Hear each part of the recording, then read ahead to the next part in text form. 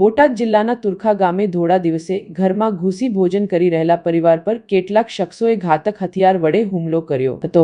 આ ઘટનામાં ગંભીર રીતે ઈજાગ્રસ્ત બની હતી। પરિવારનો આક્ષેપ છે કે અગાઉ સગીરાને ભગાડી જવાના મામલે નોંધાયેલી ફરિયાદની દાઝ રાખીને હુમલો કરવામાં આવ્યો હતો। હુમલાખોરોએ કોઈપણ ભય વગર ઘરમાં ઘૂસી પરિવારજનો પર લાકડા અને ઘાતક હથિયારો વડે હુમલો કર્યો હતો, જેમાં નાનીબેન પરમારને ગંભીર ઈજાઓ પહોંચી હતી। વૃદ્ધ મહિલાના મૃત્યુ બાદ પરિવારે કડક વલણ અપનાવ્યું છે।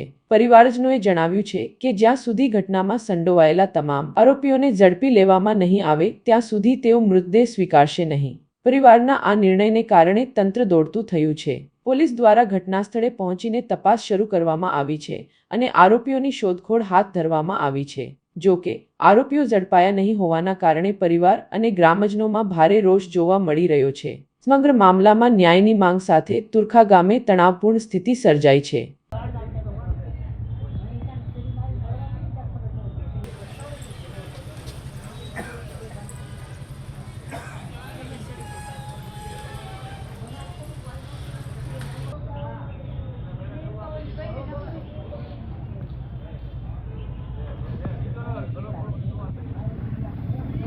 જયાબેન જયેશભાઈ પરમાર। સોમવારે 12 તારીખે અમૃતા નામની છોકરી હતી, સ્કૂલે જવા નીકળી 11 વાગે દફતર ને યુનિફોર્મ ને બધું લઈને ગઈ, સ્કૂલે પહોંચી નહીં તો 2 વાગે એના પપ્પા જમવા ન હોય ને તો 2 વાગે એના પપ્પા સ્કૂલે ગયા કે મારી છોકરી કેમ જમવા નથી આવી। તો શિક્ષકે બધે પહેલા જોયું તો આચાર્ય પાસે રજીસ્ટર હાજરીનું જોરાયું તો હાજરીમાં આચાર્ય એમ કીધું કે તમારી છોકરી આજ આવી જ નથી સ્કૂલે એમ। એ મનોજ ભરતભાઈ સાગઠિયા નામનો જે વ્યક્તિ છે એ આ છોકરીને ભગાડીને લઈ ગયો। તુરખા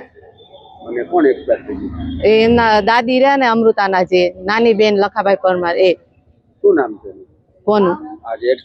નાની બેન લક્ષ્મણભાઈ પરમાર।